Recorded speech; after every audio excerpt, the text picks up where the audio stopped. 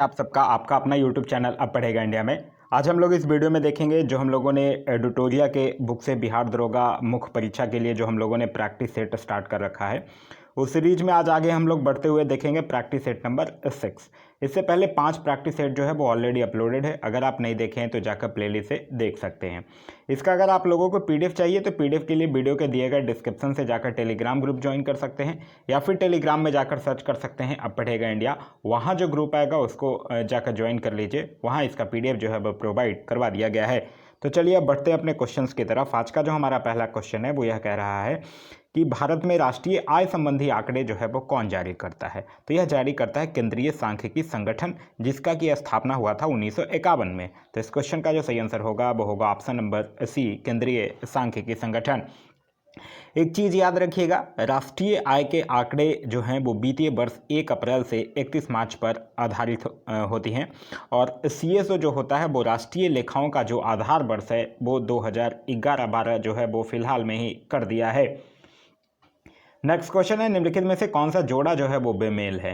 प्रथम पंचवर्षीय योजना 1951 से लेकर 1956 तक, ये बिल्कुल सही है, और इसका जो मुख्य उद्देश्य था वो था अर्थव्यवस्था के संतुलित विकास की प्रक्रिया आरंभ करना।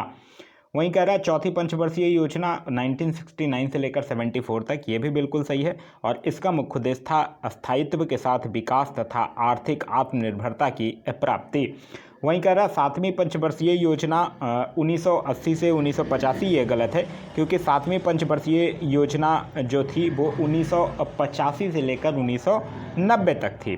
तो यह तो बिल्कुल गलत है, और सातवीं पंचवर्षीय योजना का जो उद्देश्य था वो मुख्य रूप से यह जो योजना था उसमें भोजन, काम और उत्पादन का नारा जो था वो इसी योजना में दिया गया था।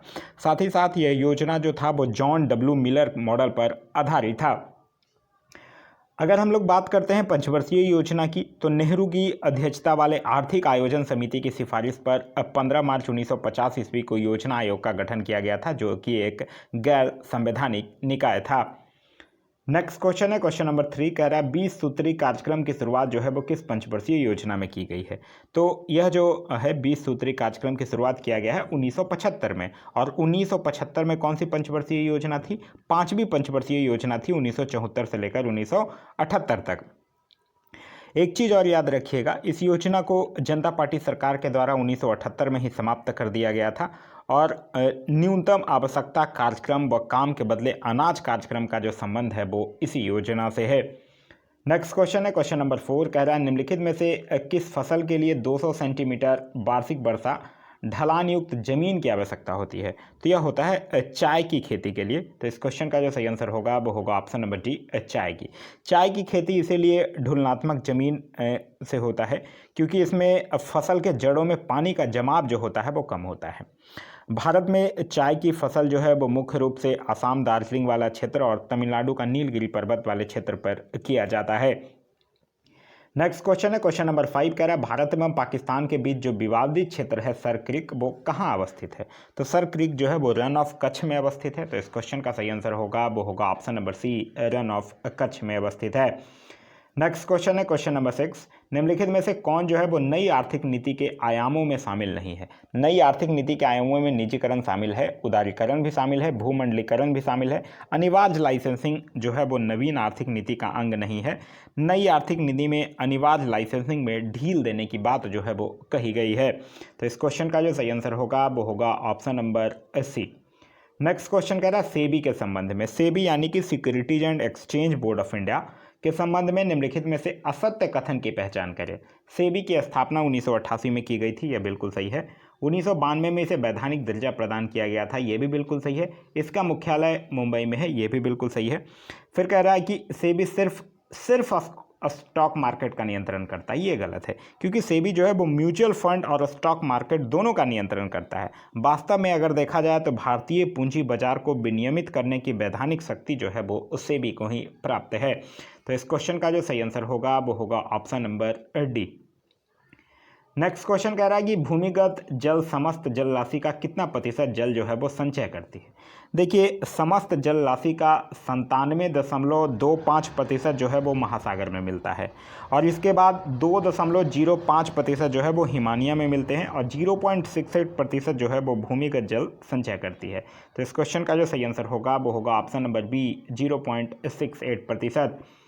नेक्स्ट क्वेश्चन है क्वेश्चन नंबर 9, कह रहा है निम्नलिखित में से कौन जो है वो केंद्र सरकार का अप्रत्यक्ष कर है। अप्रत्यक्ष कर कहते किसको हैं? तो वैसे कर जिसके वास्तविक बोझ को विवर्तित किया जा सकता है उसको अप्रत्यक्ष कर कहा जाता है, जैसे कि सीमा शुल्क, केंद्रीय उत्पाद शुल्क, केंद्रीय बिक्री कर, सेवा कर, ये सब जो है वो अप्रत्यक्ष कर का उदाहरण है। तो इस क्वेश्चन का जो सही आंसर होगा वो होगा ऑप्शन नंबर ए, सीमा शुल्क। नेक्स्ट है कि चकबंदी कानून भारत में सर्वप्रथम किस राज्य में लागू की गई थी। तो भारत में सबसे पहले 1920 में चकबंदी कानून जो है वो गुजरात के बड़ोदरा वाले क्षेत्र में लागू किया गया था। तो इस क्वेश्चन का जो सही आंसर होगा वो होगा ऑप्शन नंबर डी, गुजरात। याद रखिएगा, चकबंदी से उत्पादन पर सकारात्मक प्रभाव पड़ता है। नेक्स्ट क्वेश्चन है कि शक संवत का प्रारंभ कब हुआ था। शक संवत जो है वो कनिष्क के द्वारा शुरू किया गया था 78 ईस्वी में। तो इस क्वेश्चन का जो सही आंसर होगा वो होगा ऑप्शन नंबर सी, और वर्तमान में भारत सरकार के द्वारा भी यह प्रयोग में लाया जाता है। वहीं एक और संवत आप लोगों ने पढ़ा होगा, विक्रम संवत, जो कि शकों पर विजय प्राप्त करने के उपलक्ष्य में 57 ईसा पूर्व में विक्रम संवत की शुरुआत जो है वो शुरू किया गया था। नेक्स्ट क्वेश्चन है क्वेश्चन नंबर 12, मोडी लिपि का प्रयोग जो है वो किसके द्वारा किया जाता था। तो मोडी लिपि का प्रयोग जो है वो सर्वप्रथम मराठों के द्वारा किया गया था। तो इस क्वेश्चन का सही आंसर होगा वो होगा ऑप्शन नंबर ए, मराठों के द्वारा। याद रखिएगा, मराठा साम्राज्य के जो संस्थापक थे वो शिवाजी थे। नेक्स्ट क्वेश्चन है कि हर्षवर्धन के संबंध में निम्नलिखित में से कौन सा कथन जो है वो सत्य नहीं है। हर्षवर्धन शिव का उपासक था, ये बिल्कुल सही है। वो स्टार्टिंग में शिव का ही उपासक था, बाद में फिर वो बौद्ध धर्म का अनुयायी बना था। इसे शिलादित्य के नाम से जाना जाता है, ये भी बिल्कुल सही है। इसने 643 ईस्वी में प्रयाग तथा कन्नौज में 2 विशाल धार्मिक सभाओं का आयोजन किया था, ये भी बिल्कुल सही है।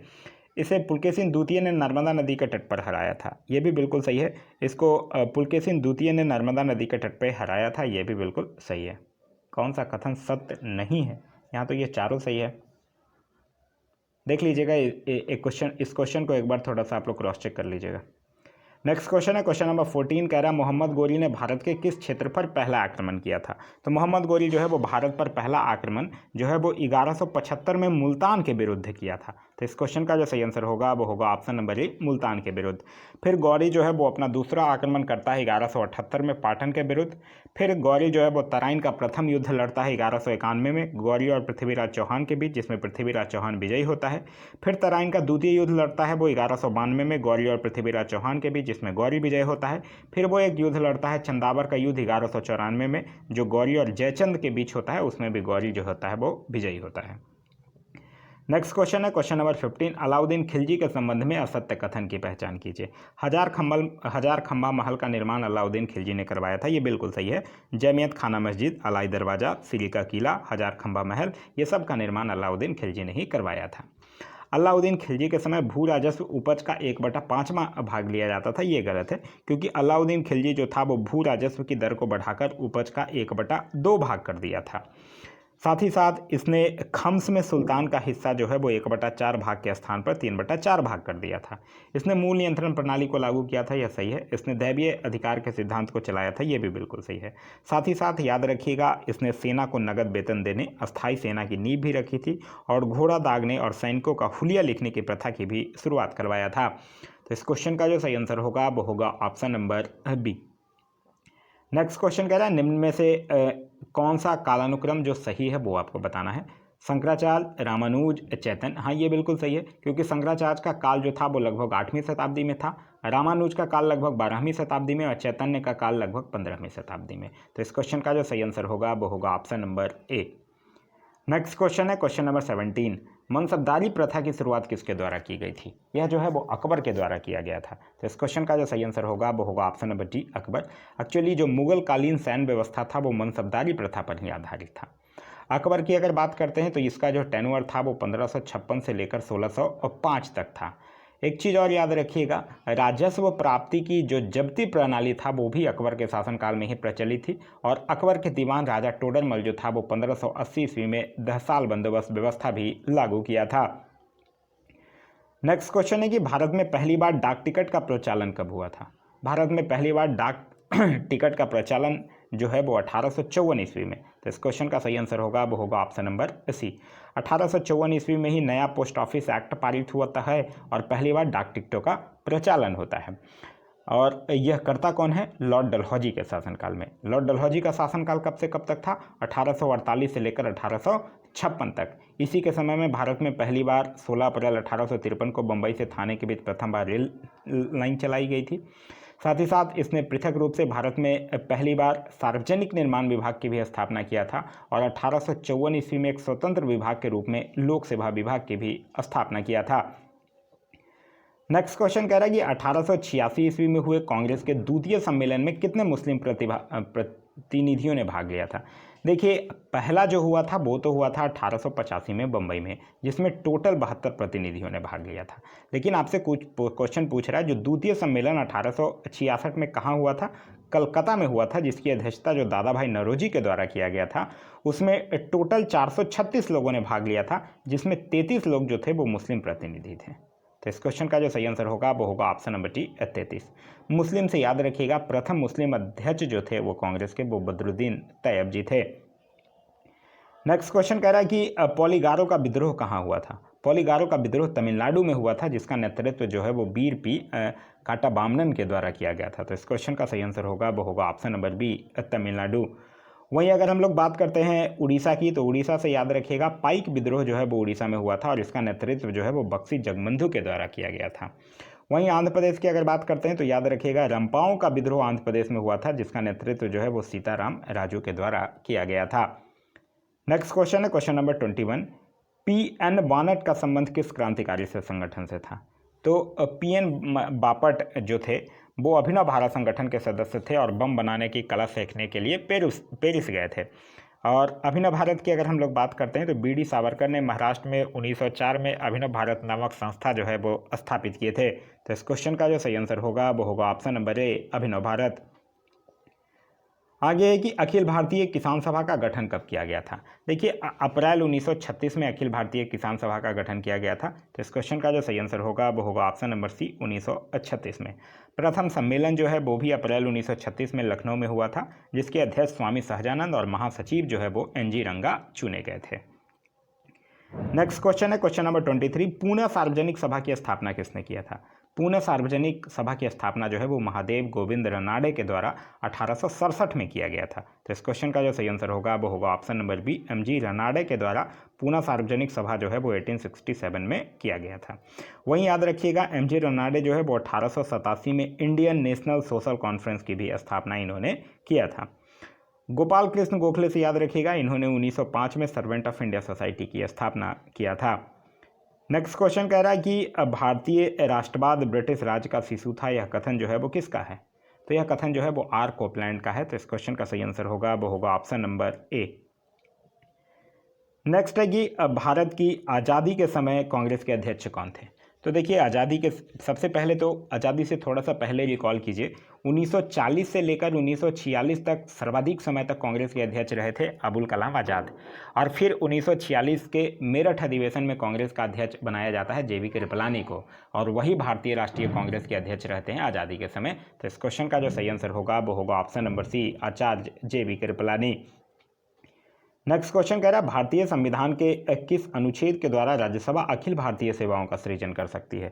तो यह कर सकता है अनुच्छेद 312 के द्वारा राज्यसभा जो है वो विशेष बहुमत के द्वारा नई अखिल भारतीय सेवाओं का सृजन कर सकती है। तो इस क्वेश्चन का जो सही आंसर होगा वो होगा ऑप्शन नंबर बी अनुच्छेद 312। वहीं और ऑप्शंस की बात करते हैं तो अनुच्छेद 249 से याद रखिएगा, इसके अनुसार राज्यसभा विशेष बहुमत द्वारा राज्य सूची के किसी विषय पर 1 वर्ष हेतु कानून बनाने हेतु लोकसभा को अधिकृत कर सकती है। अनुच्छेद 163 की बात करते हैं तो इसके अनुसार राज्यपाल को उसके कार्यों में सहायता एवं सलाह देने हेतु एक मंत्रिपरिषद की व्यवस्था की गई है। और अनुच्छेद 360 की बात करते हैं तो इसके तहत राष्ट्रपति जो होते हैं वो वित्तीय आपात की घोषणा कर सकते हैं। आगे क्वेश्चन नंबर 27 कह रहा है निम्नलिखित में से किस राज्य में राज्यपाल को कानून और व्यवस्था तथा उससे संबंधित उसके कार्यों के निर्वहन के संबंध में संविधान के अनुच्छेद 371 एच के तहत विशेष जिम्मेदारी दी गई है। 371 एच है जो अरुणाचल प्रदेश से संबंधित है, तो इस क्वेश्चन का सही आंसर होगा वो होगा ऑप्शन नंबर बी। वहीं अगर नागालैंड की हम लोग बात करते हैं तो नागालैंड है 371 के ए में, ठीक है। सिक्किम की अगर बात करते हैं तो ये है 371 के एफ में, और मिजोरम की अगर बात करते हैं तो ये है 371 के जी में, ध्यान रखिएगा। आगे कह रहा है भारत में सबसे पहले नगर निगम की स्थापना कहाँ की गई थी। भारत में सबसे पहले 1687 में मद्रास में नगर निगम की स्थापना की गई है, तो इस क्वेश्चन का सही आंसर होगा वो होगा ऑप्शन नंबर सी। आप लोगों को याद ही होगा 74वां संविधान संशोधन, जिसके द्वारा नगर निकायों को संवैधानिक दर्जा प्रदान किया गया था, और इसी संशोधन के द्वारा नगर निकायों को कार्य करने हेतु 18 विषय जो हैं वो प्रदान किए गए हैं। साथ ही साथ एक याद रखिएगा भाग 9 का क, जिसमें नगर पालिकाएँ की बात कही गई है। नेक्स्ट क्वेश्चन कह रहा है कि सरकारी उपक्रम समिति में कुल कितने सदस्य होते हैं। तो सरकारी उपक्रम समिति में कुल 22 सदस्य होते हैं, जिसमें 15 जो होते हैं वो लोकसभा से और 7 सदस्य जो होते हैं वो राज्यसभा से लिए जाते हैं, और समिति का अध्यक्ष जो होता है वो लोकसभा के द्वारा नामजद किया जाता है। वहीं याद रखिएगा सरकारी उपक्रम समिति से कृष्णा मेनन समिति के संस्तुति पर 1963 में सार्वजनिक उपक्रमों पर नियंत्रण के लिए लोकसभा ने सार्वजनिक उपक्रम समिति की व्यवस्था की थी। नेक्स्ट क्वेश्चन है क्वेश्चन नंबर 30।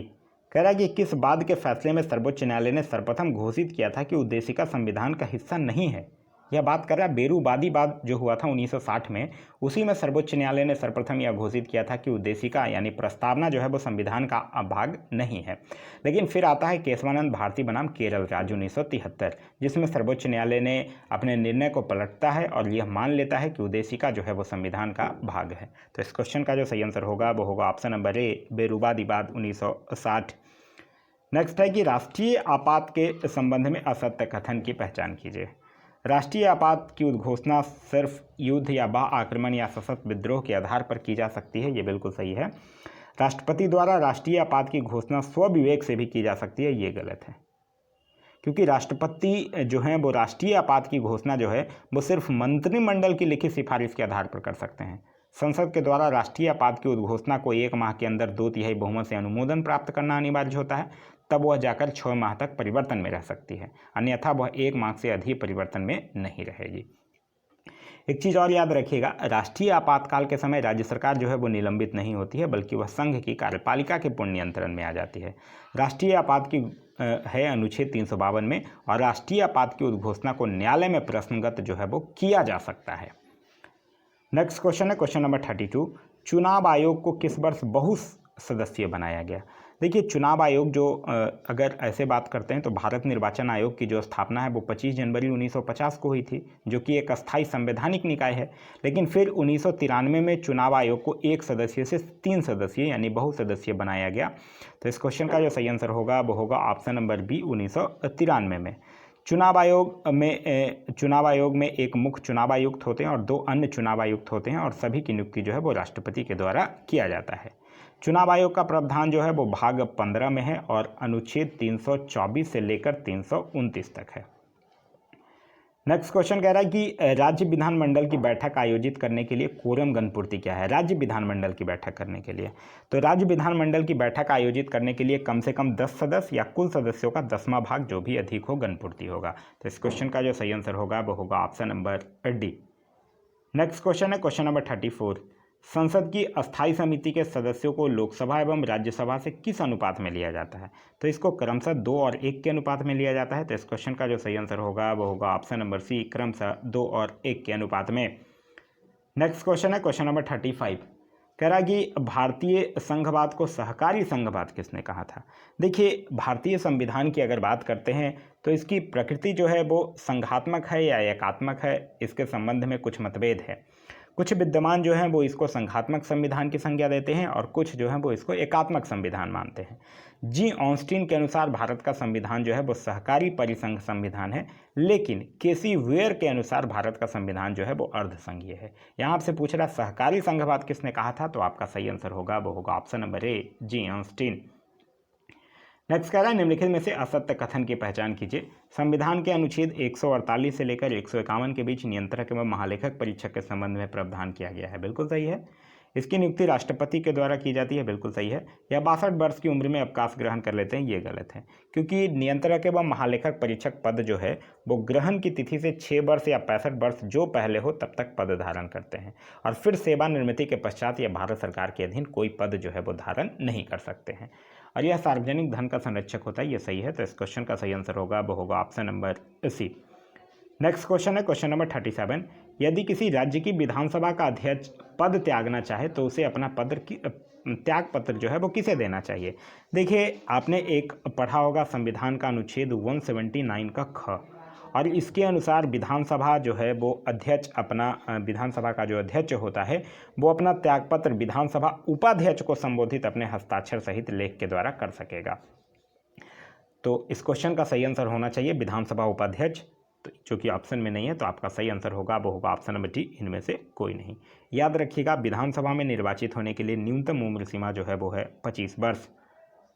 नेक्स्ट है क्वेश्चन नंबर 38। कार्यकारी न्यायाधीशों की नियुक्ति की जाती है। तो अनुच्छेद 224 आपने पढ़ा होगा, और इसी के तहत उच्च न्यायालय में कार्यकारी न्यायाधीशों का प्रावधान है। तो इस क्वेश्चन का जो सही आंसर होगा वो होगा ऑप्शन नंबर सी, उच्च न्यायालय।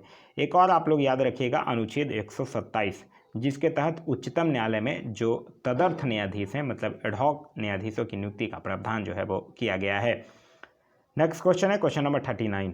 निम्नलिखित में से किस बाद में संविधान के मूल ढांचा की अवधारणा दिया गया था। तो यह दिया गया है केशवानंद भारती बनाम केरल राज्यवाद में। तो इस क्वेश्चन का सही आंसर होगा वो होगा option number D. Next question है क्वेश्चन नंबर 40।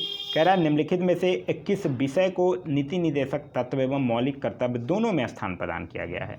तो यह किसको किया गया है, पर्यावरण संरक्षण तथा संवर्धन को। तो इस क्वेश्चन का सही आंसर होगा वो होगा ऑप्शन नंबर सी। नीति निदेशक तत्व की अगर बात करते हैं तो वो भाग 4 में अनुच्छेद 36 से 51 तक है, और मौलिक कर्तव्य की अगर बात करते हैं तो यह जो है वो 4 के क में अनुच्छेद 51 क में सम्मिलित है। नेक्स्ट क्वेश्चन है क्वेश्चन नंबर 41। जल में साबुन घोलने पर बुलबुले बड़े आकार के क्यों बनते हैं। तो जल में साबुन घोलने पर बुलबुले बड़े आकार के इसलिए बनते हैं क्योंकि जल में साबुन घोलने पर उसका पृष्ठ तनाव जो है वो कम हो जाता है। तो इस क्वेश्चन का सही आंसर होगा वो होगा ऑप्शन नंबर बी, पृष्ठ तनाव घट जाने के कारण। नेक्स्ट क्वेश्चन है क्वेश्चन नंबर 42। टेलीविज़न के रिमोट कंट्रोल में किस किरण का प्रयोग किया जाता है। तो यह किसका किया जाता है, अवरक्त विकिरण का। तो इस क्वेश्चन का सही आंसर होगा वो होगा ऑप्शन नंबर ए, अवरक्त विकिरण का। इसकी खोज जो है वो हर्शल के द्वारा की गई थी, और इन किरणों को आंखों से नहीं देखा जा सकता, लेकिन वीडियो कैमरा, मोबाइल कैमरा आदि की सहायता से इसको देखा जा सकता है। ये किरणें जो होते हैं वो ऊष्मीय विकिरण होते हैं। ये जिस वस्तु पर पड़ते हैं उसका ताप बढ़ जाता है, और इनका उपयोग जो है वो कोहरे में फोटोग्राफी करने, सिकाई करने में भी किया जाता है। और इस अवरक्त विकिरण का जो आवृत्ति प्रसर होता है वो 10⁻12 से लेकर 10⁻10 तक होता है। नेक्स्ट क्वेश्चन है क्वेश्चन नंबर 43। कह रहा विद्युत फ्यूज के संबंध में निम्नलिखित में से कौन असत्य है, यह आपको बताना है। इसका प्रयोग परिपथ में लगे उपकरणों की सुरक्षा के लिए किया जाता है, ये बिल्कुल सही है। यह टीन एवं सीसा के मिश्र धातु से बना होता है, ये भी सही है। यह परिपथ में सदैव समानांतर क्रम में जोड़ा जाता है, ये गलत है, क्योंकि विद्युत फ्यूज जो है वो परिपथ में सदैव श्रेणी क्रम में जोड़ा जाता है। तो इस क्वेश्चन का सही आंसर होगा वो होगा ऑप्शन नंबर सी। याद रखिएगा, विद्युत परिपथ में विद्युत धारा की उपस्थिति का पता लगाने हेतु गैल्वेनोमीटर का प्रयोग जो है वो किया जाता है। नेक्स्ट क्वेश्चन है क्वेश्चन नंबर 44। निम्नलिखित में से बेमेल जोड़े की पहचान करें। प्रकाश विद्युत प्रभाव आइंस्टीन, बिल्कुल सही है। विद्युत अपघटन के नियम फैराडे, बिल्कुल सही है। ट्रायोड बल्ब लीडी फॉरेस्ट, सही है। डायोड बल्ब मार्कोनी, गलत है, क्योंकि डायोड बल्ब का आविष्कार जो है वो जेम्स फ्लेमिंग के द्वारा किया गया था। बेतार के तार का आविष्कार जो है वो माइक्रोनी के द्वारा किया गया था। तो इस क्वेश्चन का सही आंसर होगा वो होगा ऑप्शन नंबर डी। आगे कह रहा है द्वितीयक इंद्रधनुष में अंदर की ओर कौन सा रंग होता है। देखिए, द्वितीय इंद्रधनुष में अंदर की ओर लाल रंग होता है और बाहर की ओर बैंगनी रंग होता है। द्वितीय इंद्रधनुष में सूर्य किरणों का 2 बार अपवर्तन और 2 बार परावर्तन होता है। वहीं अगर हम लोग प्राथमिक इंद्रधनुष की बात करते हैं तो उसमें अंदर की ओर बैंगनी रंग और बाहर की ओर लाल रंग होता है। तो इस क्वेश्चन का जो सही आंसर होगा वो होगा ऑप्शन नंबर बी, लाल। आगे कि किसी तत्व का परमाणु द्रव्यमान निम्नलिखित में से किसके योगफल के बराबर होता है। तो परमाणु द्रव्यमान जो है उसमें प्रोटॉन और न्यूट्रॉनों की संख्या के बराबर होता है। तो इस क्वेश्चन का जो सही आंसर होगा वो होगा ऑप्शन नंबर ए, प्रोटॉन प्लस न्यूट्रॉन। नेक्स्ट है क्वेश्चन नंबर 47। कह रहा सोडा वाटर में निम्नलिखित में से कौन सा अम्ल पाया जाता है। तो सोडा वाटर में कार्बोनिक अम्ल पाया जाता है। तो इस क्वेश्चन का सही आंसर होगा वो होगा ऑप्शन नंबर सी, कार्बोनिक अम्ल। वहीं अगर हम लोग बात करते हैं साइट्रिक एसिड की, तो आप याद रख सकते हैं नींबू में साइट्रिक अम्ल पाया जाता है। मौलिक अम्ल की बात करते हैं तो सेब में मौलिक अम्ल पाया जाता है। और एसिटिक एसिड की बात करते हैं तो सिरका में एसिटिक एसिड पाया जाता है। आगे ज्वालामुखी गतिविधियों से किस प्रकार की झील बनती है? तो ये बनती है काल्डेरा। तो इसको एक्चुअली काल्डेरा एक बड़ा फुलगोभी जैसा खोखला होता है जो कि ज्वालामुखी विस्फोट में मैग्मा चेंबर जलाशय के खाली होने के तुरंत बाद बनता है। तो इस क्वेश्चन का जो सही आंसर होगा वो होगा ऑप्शन नंबर ए। नेक्स्ट है क्वेश्चन नंबर 49। पछुआ हवाएं वो हवाएं हैं जो बहती है। तो पछुआ हवाएं जो है वो भूमध्य रेखा के 30 डिग्री से 60 डिग्री उत्तर दक्षिण अक्षांशों रेखाओं के मध्य बहती है। तो इस क्वेश्चन का सही आंसर होगा वो होगा option number D. Next question है क्वेश्चन नंबर 15। निम्नलिखित में से किसे पिक्रिक अम्ल भी कहा जाता है? तो पिक्रिक अम्ल जो है वो ट्राई नाइट्रोफिनॉल को कहा जाता है। तो इस क्वेश्चन का सही आंसर होगा वो होगा option number C, trinitrophenol. और यह जो है वो फिनॉल और जो कॉन्सेंट्रेटेड HNO3 होता है उसकी क्रिया से बनता है, जो कि एक विस्फोटक पदार्थ है। नेक्स्ट क्वेश्चन है क्वेश्चन नंबर 51। निम्नलिखित में से बेमेल जोड़े की पहचान कीजिए। पीसी कल्चर मत्स्य पालन का अध्ययन, बिल्कुल सही है। ऑर्थोनोलॉजी पक्षियों का अध्ययन, सही है। ड्रेंडोलॉजी वृक्षों एवं झाड़ियों का अध्ययन, सही है। एपी कल्चर शैवालों का अध्ययन, गलत है। एपी कल्चर में मधुमक्खी पालन का अध्ययन किया जाता है। शैवालों का अध्ययन जो है वो फाइकोलॉजी के अंतर्गत किया जाता है। तो इस क्वेश्चन का सही आंसर होगा वो होगा option number D. Next question है क्वेश्चन नंबर 52। निम्नलिखित में से किसमें प्रोटीन का संश्लेषण होता है? प्रोटीन का संश्लेषण जो होता है वो राइबोसोम में होता है, इसीलिए इसको प्रोटीन की फैक्ट्री भी कहा जाता है। और यह जो है वो राइबोन्यूक्लिक एसिड नामक अम्ल और प्रोटीन का बना होता है। तो इस क्वेश्चन का जो सही आंसर होगा वो होगा option number C, ribosome. Next question कह रहा है कि ग्रेगर जॉन मेडल ने आनुवांशिकता संबंधी प्रयोग जो है वो किस पौधे पर किया था? तो यह इन्होंने मटर के पौधे पर किया था। और अपने प्रयोगों के आधार पर इन्होंने आनुवांशिक लक्षणों के एक पीढ़ी से दूसरी पीढ़ी में संचालन के नियमों को प्रतिपादित किया था। और यही कारण है कि इनको आनुवांशिकता का पिता भी कहा जाता है। तो इस क्वेश्चन का जो सही आंसर होगा वो होगा ऑप्शन नंबर बी, मटर पौधा। नेक्स्ट है कि पौधे की पत्तियों द्वारा वायुमंडल से कार्बन डाइऑक्साइड किस विधि के द्वारा ग्रहण किया जाता है? तो कार्बन डाइऑक्साइड जो है वो विसरण विधि के द्वारा ग्रहण किया जाता है। तो इस क्वेश्चन का सही आंसर होगा वो होगा ऑप्शन नंबर बी, विसरण। याद रखिएगा प्रकाश संश्लेषण के लिए आवश्यक जल जो है वो पौधे की जड़ों के द्वारा अवशोषित किया जाता है। और प्रकाश संश्लेषण के दौरान निकलने वाला ऑक्सीजन जो है वो इसी जल के अपघटन से प्राप्त होता है। नेक्स्ट क्वेश्चन कह रहा है कि केसर के रूप में पौधे का कौन सा भाग जो है वो प्रयुक्त होता है? तो पौधे का ये जो वर्तिकार्क भाग जो है वो काम में होता है। तो इस क्वेश्चन का जो सही आंसर होगा वो होगा ऑप्शन नंबर ए। वहीं कली से याद रखिएगा लौंग जो होता है वो फूल की कली से प्राप्त होता है। और पोस्ता से याद रखिएगा हेरोइन जो है वो अफीम पोस्ता से प्राप्त होता है। आगे कह रहा है किसान का मित्र केचुआ जो है वो किस वर्ग का जीव है? तो ये एनिलिडा संघ का है। तो इस क्वेश्चन का जो सही आंसर होगा वो होगा ऑप्शन नंबर बी, एनिलिडा संघ का। इसका शरीर जो होता है वो लंबा पतला द्विपार्श्व सम्मिलित एवं खंडों में बटा हुआ होता है। और इसका आहार नाल जो है वो पूर्णतः विकसित होता है। और श्वसन जो है वो प्रायः त्वचा के दौरान होता है।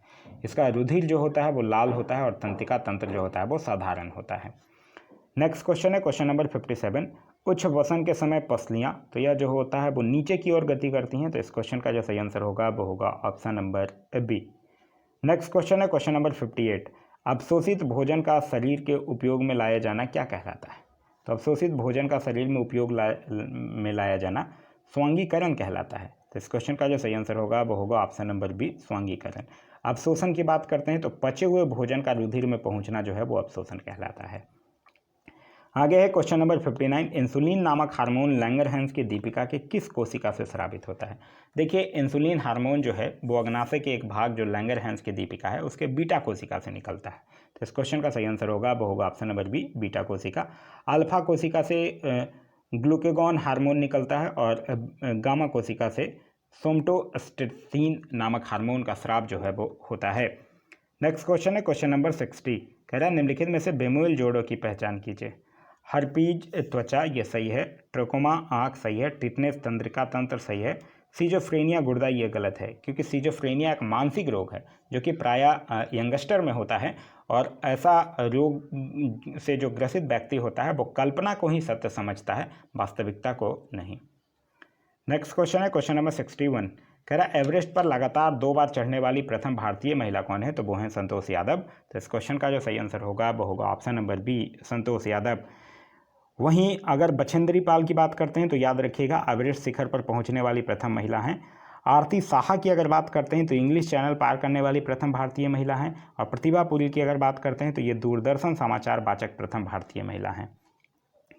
नेक्स्ट क्वेश्चन कह रहा है विश्व का सर्वाधिक ऊंचा ज्वालामुखी जो है वो किस देश में स्थित है, तो विश्व का सर्वाधिक ऊंचा ज्वालामुखी है माउंट कोटोपैक्सी जो कि इक्वाडोर में स्थित है। तो इस क्वेश्चन का जो सही आंसर होगा वो होगा ऑप्शन नंबर सी, इक्वाडोर में। अच्छा, अगर यही पूछ दे विश्व का सबसे बड़ा ज्वालामुखी, ये तो ऊंचा है, विश्व का सबसे बड़ा ज्वालामुखी पूछेगा तो वो है मैना लोआ जो कि हवाई द्वीप में स्थित है। नेक्स्ट क्वेश्चन है क्वेश्चन नंबर 63। डेली मेल नामक समाचार पत्र कहाँ से प्रकाशित होता है, तो डेली मेल लंदन से प्रकाशित होता है। तो इस क्वेश्चन का सही आंसर होगा वो होगा ऑप्शन नंबर ए, लंदन। पेरिस से याद रखिएगा ला मंद जो है वो पेरिस से प्रकाशित होता है। न्यूयॉर्क से डेली न्यूज प्रकाशित होता है। और सिंगापुर से ईस्टर्न सन जो है वो सिंगापुर से प्रकाशित होता है। आगे कह रहा है विश्व दृष्टि दिवस जो है वो किस दिन मनाया जाता है, तो विश्व दृष्टि दिवस जो है वो 10 अक्टूबर को मनाया जाता है। तो इस क्वेश्चन का सही आंसर होगा वो होगा ऑप्शन नंबर डी, 10 अक्टूबर। 5 अक्टूबर की अगर बात करते हैं तो विश्व शिक्षक दिवस मनाया जाता है।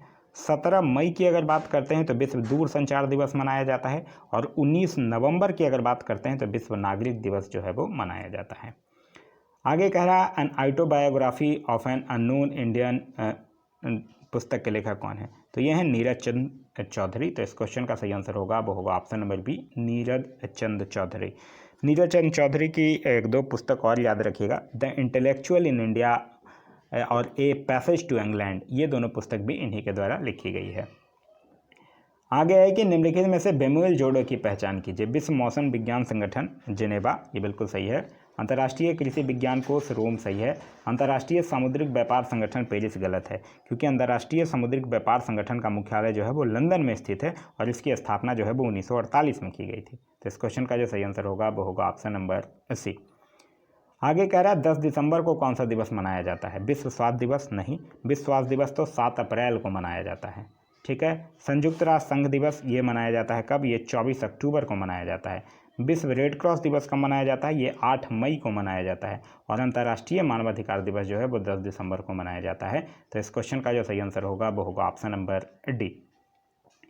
आगे अष्टमुदी झील भारत के किस राज्य में स्थित है, तो अष्टमुदी झील जो है वो केरल राज्य में स्थित है। इसके अलावा भी केरल में पेरियार झील, वेम्बनाड झील, ये सब भी जो है वो केरल में स्थित है। तो इस क्वेश्चन का सही आंसर होगा वो होगा option number B, Kerala.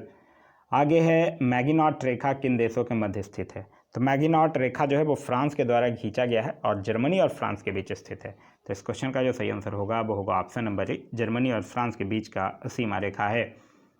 Next question है क्वेश्चन नंबर 70। क्वेश्चन नंबर 70 कह रहा है कि निम्नलिखित में से किन पहाड़ियों पर उष्णकटिबंधीय सदाबहार वन पाए जाते हैं। देखिए उष्णकटिबंधीय सदाबहार वन जो है वो पश्चिमी घाट और नीलगिरी पहाड़ियों पर पाया जाता है, जहाँ की लगभग 200 से 400 सेंटीमीटर वार्षिक वर्षा होती है। तो इस क्वेश्चन का जो सही आंसर होगा वो होगा ऑप्शन नंबर ए, नीलगिरी पहाड़ियाँ पर। आगे कह रहा है निम्नलिखित में से किस देश के साथ भारत की सबसे लंबी स्थलीय सीमा लगती है, तो यह लगता है बांग्लादेश के साथ, फिर लगता है चीन के साथ, फिर पाकिस्तान, फिर नेपाल, ऐसे होता है। तो सही आंसर होगा वो होगा option number B, Bangladesh. Bangladesh से लगभग 4096.7 किलोमीटर लगता है। और बांग्लादेश से कौन कौन से राज्य टच होते हैं, पश्चिम बंगाल, त्रिपुरा, मेघालय, मिजोरम और असम। नेक्स्ट क्वेश्चन है क्वेश्चन नंबर 72।